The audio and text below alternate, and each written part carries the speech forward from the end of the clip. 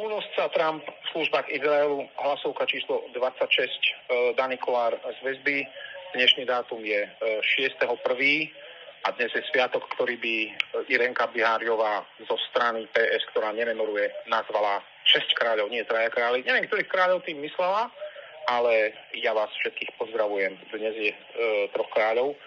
No, priatelia, o Venezuele a Trumpovi sa už toho povedalo dosť a vyjadrili sa k tomu všetci. Ja som mal pôvodne nachystaný 3-4-stránový vyčerpávajúci status, ktorý je ale zbytočné prezentovať, pretože, ako som povedal, všetci sa vyjadrili a vždy je po takejto udalosti lepšie počkať pár dní.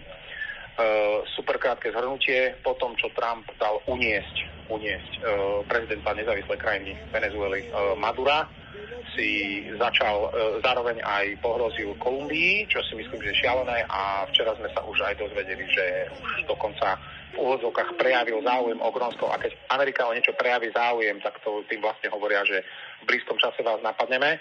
Dánska premiérka, pretože pod správu Dánska dnes patrí Grónsko, sa vyjadrila, že či pojedol nejaké divé huby, alebo či to nejako preháňa. Vyjadrili sa k tomu naozaj všetci. Som rád, že sa celý svet postavil za Venezuelu. Môj postoj je jasne pro-venezuelský. Páči sa mi, ako sa k tomu vyjadrili naši ministri, počnúť s Blanárom, Ľubošom Blahom, cez Roberta Fica, Juditu Lašákovú, všetci ostatní. Pápež sa postavil za Venezuelu, Čína, Rusko sa postavili za Venezuelu. No a ja k tomu poviem len 3 moje postrehy, alebo 3 také moje otázky, pretože podľa môjho názoru všetci, čo sa vyjadrili, si ako keby nevšimli určitú pálčivú súvislosť, pálčivé konšpiračno-teoretické súvislosti, ktoré neviem, či si nevšimli autenticky, alebo si ich nechceli všimnúť, alebo sa boja o tom rozprávať.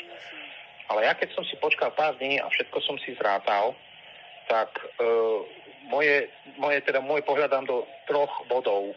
Z 210, prvý bod číslo 1, z 210 krajín sveta a zo 193 členských krajín OSN sa iba jedna jediná krajina na svete postavila za únos venezuelského prezidenta a verejne ho schválila. Hádajte, ktorá? Izrael. Samozrejme, ako vždy, nemôžete sa čudovať, že ľudia o Izraeli často konšpirujú, pretože zase celý celúčičký svet je za Venezuelu a kritizuje tie útoky, ale iba pán Benjamin Netanyahu, premiér, v súčasnosti hľadaný a genocidný terorista Benjamin Netanyahu sa postavil za Trumpa.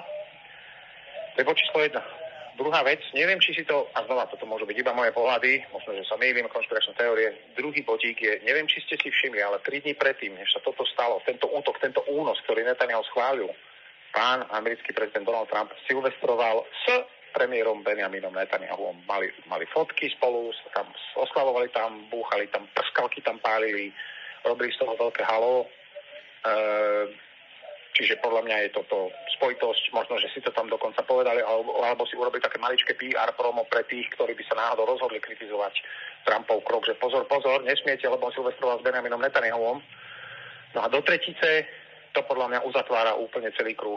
Neviem, či si ešte niekto z vás pamätá, a to teraz myslím ironicky a sarkasticky, kauzu Epsteinové e-maily a prítomnosť Trumpovho mena v týchto e-mailoch v súvislostiach Trumpových návštev Epsteinovho ostrovu, pedofilného ostrovu hrôzy, kde chodil znásilňovať malé dievčatká, a podľa doterajších už preniknutých údajov máme verejnosť informácie o tom, že tam bol kamerový systém, ktorý tam nainštalovala izraelská tajná služba Mossad.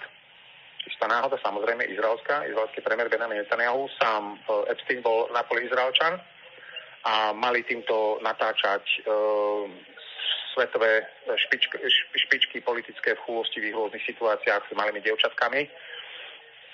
A táto kauza bola veľmi, veľmi silno aktuálna aj na Slovensku, ale hlavne v tom svete zhruba 2-3 týždne dozadu. Potom prišli Vianoce a potom prišiel Nový rok a na Nový rok sme videli Netanyahu s Trumpom a potom bolo tichučko a potom Trump zrazu na kliknutie prsta napadol Venezuelu a kauza s Epsteinovými e-mailami zrazu zmizla. Keby som konšpiroval, ešte raz, keby som konšpiroval a pomyslel by som si, že Izrael chce Venezuelu ovládnuť a ich nerastné suroviny, konkrétne ktorých má Venezuela najväčšie zásoby ropy na svete, konkrétne 300 miliard barelov oproti Amerike, ktorá má len 40 miliard barelov, tak ja byť Netanyahuom urobím to tak, že by som si zavolal Trumpa na Silvestra, narobil s ním fotky a potom by som povedal, počúvaj ma gáči, pôjdeš a napadneš Venezuelu a celý ostatný svet ignoruj, pretože to v skutočnosti žiadne medzinárodné dohody ani konvencie neplatia. Všetci pôjdu proti nám, ale my si to môžeme dovoliť, lebo my sme Izrael a nás nesmieš kritizovať, lebo máme na to zákon, ktorý sme pretlačili do ústavy každej demokratickej západnej krajiny sveta. Toto sú reálne dohľadateľné informácie. A ty proste pôjdeš a urobíš to. A ak nie, tak zverejníme o tebe tie e-maily, ktorými sme ťa ale zastrašili, že sme to dali 2-3 týždne dozadu von, ale urobíme z toho niečo silnejšie, reálnejšie a ty budeš musieť odstúpiť. Na 80-ročný Trump mal veľmi jednoduchý výber. Hovorím, keby to bola konšpirácia, keby to takto malo byť, tak by to podľa mňa nevyzeralo inak, ale určite sa len mýlim, že? Veď predsa aj vo väzbe som za svoje omily, pretože ľudí, ktorí klamú, vymýšľajú si, zavádzajú a milia sa, treba zatvárať. Aj o tom je slovenská demokracia v roku 2026.